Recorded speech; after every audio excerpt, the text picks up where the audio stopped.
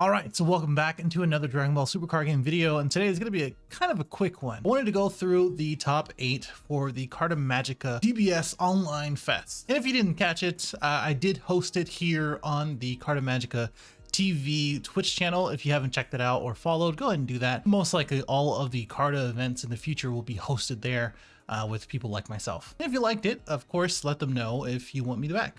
But before I continue, I think after seeing all the fests, I kind of did a little breakdown there, which should be at the top right here. You can always check that out. But for this last weekend, between the Miami event and pretty much everything that's been going on around the world, in the UK, I think Germany, Poland, a couple other ones ended up finishing up as well. And of course, Carta, which was the Canada one, which is the one we're going to go through. It's super interesting to see how the meta is evolving and the format is changing all over the place. Right now, I think with pretty much almost every single fest that I've seen, and that includes about 10 of them within the last 2 weeks, King Piccolo has been in the finals in almost every one of them, which is kind of crazy to think about. And I think people are kind of on the edge of saying like, hey, I think King Piccolo should be looked at again with Drum only at 1. That's the only thing that it should have been hit for. It has too many free play things. It's the last free play deck. And I kind of agree with that one. King Piccolo is, pretty much the only thing that plays things for free and does it efficiently every single time that it plays the deck. As in, it's very consistent. You'll get to do the same thing over and over, which is why it's really good and a really good pick for tournaments. I did see others with U7 Goku, which is also a very consistent deck and very versatile. As we can see, people pivoting away from the Piccolo Unison for that and going in towards the more mid-range 3-cost unisons like Jiren and as well as Sin Shenron. And because of that, coupled with Videl and all of the other things like Broly, like the Crown Retribution, and a bunch of other good red cards like Violent Rays, it's a really good deck. Both of those are pretty much the premier red decks. And then there is Gogeta Xeno, which Sin, I think, hasn't really seen as much play, even though we will probably take a look at the breakdown in a second. Can't really speak for all the fests and as well as PPG at Miami, but still, I think that's kind of like the top decks right now. I think there's a few others. I think Soul Striker comes in there as well. And I think, there's a bunch of other decks that are going to be considered rogue or just secondary. Here's the deck breakdown for Carta. Shout out to Carta just for providing this as well. As you can see, the most represented deck was set 16 Red Goku at 7 leaders. The 7 decks played this. Then we also had the Yellow Trunks, which is also a strong deck. Yellow has been pushed away because red naturally kind of hurts yellow. It always kind of has been like that. I don't know if I'm wrong in that, but that's what I've seen. Then we also have 5 Soul Strikers, which can vary from red blue to blue yellow. The one that we're going to take a look at in top 8 is blue yellow. And then the Resonant of Shadow is actually the yellow Sin Shenron, and then 1 black Sin Shenron. So there's 5 of the yellow Shenrons and then 1 of the black ones. And I just flipped those, so my bad. It's Super Saiyan God Trunks, which is the basically Gogeta's dot deck, which is basically more of a mid-range version, or just the black set 16 Trunks. And then we have 4 of the yellow, 3 of the Golden Frieza, 4 of the Gogeta Xeno, 5 King Piccolos, which is not very surprising since it's won a couple events at this point. 2 Janembas just snuck in there, 3 AOD, which is interesting. People keep using this. It's still really good with the Janemba support, but it kind of fell short because this is kind of like a battle card and resource kind of format. Like everyone's just sort of making sure that your battle area is cleared out and then I can kill you on 1 turn. Or it's an overwhelming battle card type of format where, hey, you're gonna have to deal with all of this, and if you can't, then I win. And there's a number of others, obviously, that you can see here. So I went ahead and stole a format from Eggman, shout out to him. But here is the top 8 as far as the decks and the breakdown for it. And it's only top 8 because I think there was only 90 players. So there's a set amount for the fest format, and I think over 128, I think, or maybe a little bit more, 164 maybe, you would get a top 16 instead. But there were 6 rounds for Swiss, and then the top 8 played out after that. And I do believe there's a good amount of people in Miami, for instance, and there was a top 16 cut with Gogeta Xeno winning that one. Of course, you can see all the lists here, but shout out to Armando for winning all of it, and then Fasal getting the 2nd place, and everyone else that I really pretty much commentated on everyone for this as well. Here's the first place list, which is Armando. Pretty standard King Piccolo, but with some techs, which I've been noticing. Not too many King Piccolo players play the first step to a revival. I think that's what I have seen anyway. I think it kind of helps you awaken, and as well as just get you more things face up. And of course, the activate main helps a little bit as well. And we also have the 3 main board of Vegeta, which with the best of one side doesn't really matter too much what your main board is, but it just depends on what kind of space you want to make, since this is already 52 cards in general. Then we also have Royal Evolution, which is interesting to see. It restands your leader and gives you 5k from what I remember. It's an interesting tech, honestly, a very interesting tech. Probably something to kind of close out the game. I'm sure if he watches this video, he can tell us as well in the comments below. Then we also have Celestial Moderator, which we've seen this with the Yamcha into Whis to get something that is like what, 25k or less. So that's pretty interesting to see. To the secret identity, because I don't think this really, outside of the counterplays and maybe drum, that type of thing, I don't think there's too many things or ways to remove battle cards. So I would imagine, you know, in the mirror and things like that, this is going to be a good pick to do, or to use, I should say. And then we also have the Vegeto Unison of Might, with 1 in the side, which I think is probably for the mirror. I don't think we've seen that in the top 8, at least that I've noticed, but I think that is more of a longer game, and you know that you're gonna have to use this -2 to make sure that anything they play with a skill is placed in the drop instead. One of these Realm of the Gods Ultra Instincts, most likely just to remove something big on your turn, or at least to give you 5k in a draw, well 15k in a draw on their turn. Only 1 Crown and Retribution in the side, which is interesting. Raditz for the blue matchups. This for board removal, which we did see in the top 8. 2 Meki Kibora, Broken Seal, and then an interesting Shin, if I say that correctly. If you have 3 or less energy, you can play this card. Activate the skill. Your opponent can't attack with battle cards 7 or more until the start of your next main phase, which is an interesting tech. I don't know what this is specifically for. It's very specific, or it very well may be for Sin Shenron if I had to take a guess, but that's pretty much it.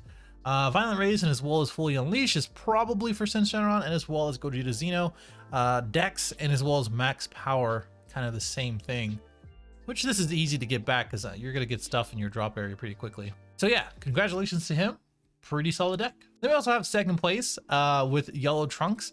Pretty typical of what you would expect in a Yellow Trunks deck. A lot of good yellow stuff, which got knocked down a peg with Power of a Super Saiyan, and as well as, again, the introduction of U7 Goku. We do have the Slug package at a pretty small package, but at least we have the Lord Slug Evil Invader at 2, and then 3 of the Super Namekians, which with this, Poutine, and as well as the Barrier Blocker Boy, all 3 of them is a menace, absolute menace. Of course, the 1-drops, that's just a barrier on the stick at that point. The side deck has some pretty typical cards, from Koisekai to Dark Power Blocker Saiyan, Vegeta Unison of Fury, of course, for Sin Shenron, and as well as Gogeta Xeno, Whis for the blue matchups, and starting for the best for probably yellow, I would say. I would say the mirror as far as just Lord Slug, and then Dark King Flash is probably for Sin Shenron. It's very specific for this activate main effect. All right, so Vegeta Ramp, just going in order here. Pretty typical as far as this stuff goes as well. Some of the new stuff is the Interceptor, which basically is a 3-cost counter. So if they negate something, you get to play this card, and it's a dual attacking 20k, and that bottom decks 2 cards of on their field, which is actually kind of really good. I really like this card. It's very specific though. It's very specific that it is a counter. So if they do like a counterplay, or again like a any kind of negate, you can just do this. It's not going to negate any of those things, but it is something to play. And if they counterplay and then you have like a Yamcha or something like that, then you can just bottom deck it instead. So interested to see how well this is. This has been, I should say. The new Miraculous Transformation, I love this card. It's probably one of my favorite cards out of the set. It's a triple striking barrier unique deflect, which is another 3 cost because of the permanent here, and they can only attack this card with their battle cards instead of their leader. So they can swing at your unison, which they're probably not because you're playing for the Majin Buu here. Or they can just swing at this basically, which is going to be pretty hard because you're playing Ultra Instinct, Goku's Kamehameha, you're playing Bean, and you're playing this new Beerus destroys one cost rare card, which is going to help your leader with the 10k power. And then if it's your turn, you could bottom deck something that is greater than your energy, which is awesome for a lot of different matchups because it doesn't have to be in rest, doesn't have to have whatever, and as long as it does have barrier and it meets that connection, it's pretty good. Plus you get the draw and bottom deck a 2 cost, which is really good for things like his sideboard where they're going to be facing the Borgos in case you wanted to use your Bean or Ultra Instinct Kamehameha on defense, etc. 3 of the Calamity challengers was just solid. Kai, most likely for King Piccolo, is just gonna hurt them a little bit, especially if you have multiple in the on the field. 3 of the baby's minion. I mean, seeing this get counterplayed by the Vegeta and as well as Super Kamehameha throughout the stream didn't feel very good. So I feel like this gets taken out. I don't think it's a very good. I mean, it's a pretty good card, but for 3, it's pretty costly even in Vegeta Ramp, and I think even Ready to Rumble is a little bit better than this. That's just me. KL for board clear as well as a finisher. And then we already see the sideboard. Xeno's probably just to get you there a little bit quicker. You have to swing with leader first, ramp, and then ramp here in order to do the +2 effect. So that's very specific. Overground is really good. I mean, you get to 9 energy pretty easily in this deck, and you get to defend before that pretty easily, and you play into turning the tide into overground or either one basically. So that's my guess. This for the blue matchups, which was really hard to watch against Soul Striker, getting both of these guys in top 8, and then Prospect, Chill's Army, and Starving to be the best, just depending on what the matchup is for that. Pretty awesome. And then shout out to Eric Soletto. We have his U7 deck, a whole 60 cards. This is similar to Janak's deck where I'm sure everyone's kind of on it for the 3 cost unisons and Videl. He opts to play the Jiren, which does a lot of work. It's never been not a good unison to play. This is just a really good format to do that because of King Piccolo and other decks like this one. Because you can minus 10k as soon as they play something like the Frieza, and then you can respond with Videl as well, so that way you can clear their board or keep it cleared. So very, very cool card. And also this gets around Divine Presence too, because it just minus it through auto, so that's pretty awesome, honestly. And he does play the 1-drop Gohan here for the top 5, and then you can use your skill list as well. And then 2 of the Resolved Renewed, which is just awesome post turn 3. Heeding the Call just as a free combo cost or combo piece, and as well as getting you more cards in the deck. Obviously, he plays the God Rare, so shout out to that. 3 of the Imposing Presence. I'm very happy that he plays this. It's just a turn stopper, or at least just like it really helps you if anything. Haru is nice to see come back. I mean, pretty cool. I don't really see too many matchups, maybe yellow Trunks, that type of thing. And then everything else is kind of typical from what we've seen already. Doesn't mainboard Crowd and Retribution. I feel like that's pretty awesome to mainboard, I think. Yeah. Next up is Yuvraj. I'm not gonna butcher your name, I'm sorry. But there's another King Piccolo. 2 time to fight. The Evil Dictator, 1 Death Ball is kind of like the most of a change. The pick for the Vegeta SER, which you can play this in any red deck. So I mean, that's not too surprising that you're gonna do that. And the sideboard looking like pretty similar to the other sideboards that we've seen already. With not too much difference. It just depends on what you believe is the worst matchup, or at least what you need more help in. And finally, we have Jason with the Gogeta Xeno deck, and we do have the Sin Shenron Secret, which shout out to anybody using Sin Shenron. I use it way back when, and it's one of my favorite secret rares, but I'm super glad that we've seen this already.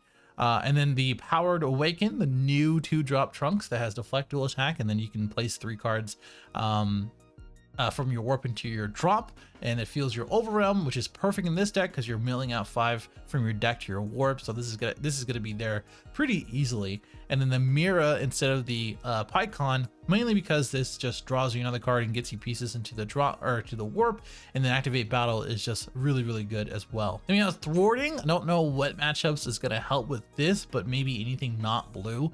Or yeah, maybe not anything not blue, not yellow, so everything else. That's the only thing I can think of. Richard I hand, the first Deborah I've seen, I think, pretty sure, compared to everybody else. You don't really see too much green, but you do see, maybe if you see green, you will see something like Boo Topo or Topo itself, or really anything like Zamasu going against like Android 16 as well. Then we also have Fully Unleashed, which is good for Shenron. We have Super Saiyan Bardock, which does put a little bit of work, especially if you couple that with like a kind of gate or something like that. They can only attack once with battle cards. So if you kind of gate the battle card, then that's their one attack. And then another Super Kamehameha with the awesome Mystic Booster foiling. All right, not last but not least, we have a blue yellow Super Shanna Soul Striker with Nathaniel Tan, and basically this is, which is the most interesting thing, is that he only plays 2 of the 3 cost unisons, and I think that's because in this format people are just swinging face over and over again, and you really just need to hide behind these draw apes, set up your unison, the Majin Buu unison, because you're probably not going to play both of them. Well, you are playing both of them, but not at 4 for each. And then just using Kefla to remove anything you can or need to from there. But other than that, I'm pretty sure you just kind of draw your cards as much as possible, or let them attack you and then awaken, instead of just using your unison to awaken. So pretty cool. I mean, this is stuff that we've seen already as far as blue yellow. The biggest change is going to be the Path to Infinite, which basically is going to be evolving on this boy right here, or not involving, but this guy will return the Calamity Challenger, and then you can evolve on top of this boy or the 6-drop, which we did see in the top 8, which is very cool to see. Unfortunately, it didn't really pan out because someone can just negate this, but it's really good just to control their board, and as well as really just like generally just good against like King Piccolo or Yellow Trunks, etc. Just to control the board and just swing for 35,000 triple strike with it they can't combo out of. So very interesting. Unfortunately, Final Flash and like activate battles still go off. We have 1 Golden Avenger in the main and 1 in the side, 2 Oceanus, 1 of the Protected the Hope or Protected the Earth, probably for longer games, I would say. 1 more Draw Ape, 2 of the new Bears, which is awesome, probably for the 1-drops that we just saw. The Borgoses, and then the Vegeta and Cabba Lessons Learned, and as well as Supreme Alliance, most likely are just for more of a faster matchup, I'd say, like taking these guys out and then just putting these guys for more blue yellow. That's most likely what's going to happen. And then the Interceptor 3 to total it out if you sideboard 1, and only 1 Child's Army reinforcement. That's my quick breakdown, as well as just my thoughts. Overall, it's an interesting format for best of 1 pre-side. When we see best of 3, it might be a little bit different, but right now King Piccolo is definitely doing some work, let's just put it that way. And I think it's going to be like that for a little while, as long as we have these best of 1 pre-sides. We have more events in April, but we have no idea what those look like and where they are. If we're going to be keeping the best of 1 pre-side for webcam, or if it's going to be best of 3 in like person, that type of thing. So if anything, let me know your thoughts below. Of course, all the lists are in the description. If there's any issues with them and you played that deck or whatever it may be, I did these all by hand, so there's going to be some mistakes here and there. But subscribe if you're new, and check out some of these other videos as well. I appreciate you watching. I'll see you next one.